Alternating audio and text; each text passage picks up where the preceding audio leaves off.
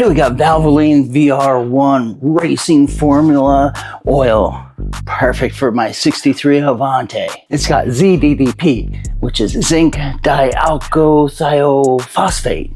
It's the anti-wear additive that the EPA kneecapped out of modern oils because catalytic converters can't handle the stuff. But flat-tappet cams absolutely need it. So Valvoline doubles the zinc content here, which are getting the sacrificial metal barrier they were engineered to expect. Not the watered down APISN stuff that treats your valve train like, an afterthought. 20W50 is the viscosity sweet spot for high clearance vintage motor. Thicker film strength at operating temperatures keeps oil pressure honest, and bearings that have 6 decades of character built into the tolerances. Now, high compression motor means air pockets where metal and metal contact shouldn't be. Thick film. Deep penetration into the bearing surfaces. Maintains rigidity under pressure, if you know what I mean. Speaking of maintaining rigidity under pressure, my hinge profile says emotionally available.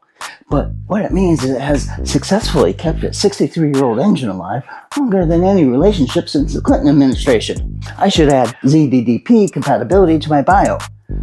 It might filter better than Love's Long Walks.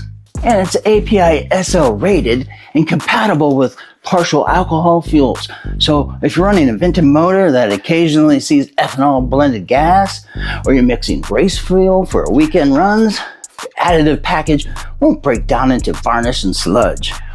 Believe me, you don't want varnish in your carb. The thermal breakdown resistance is legit chemistry. Negatives? Yeah, I always find you too, don't I? The may not be suitable for certain emission systems warning is doing a lot of heavy lifting here. Yeah, it just means that this oil is poisoned to catalytic converters over time. So if you're running a post-1975 daily driver through this stuff, don't. You're buying yourself a different kind of problem. But for a pre-emissions classic, that warning is basically a feature. Rex has the same energy. May not be suitable for certain living rooms. Negative number 2. No detailed negative review data to mine from over 4,748 reviews at a 4.8 stars. Which sounds great until you realize that means the internet collectively agrees on something. And that's statistically more suspicious than finding matching socks in my laundry. The complaint data just wasn't there. So take the near perfect rating with the same skepticism you'd apply to a teenager saying, I already cleaned my room.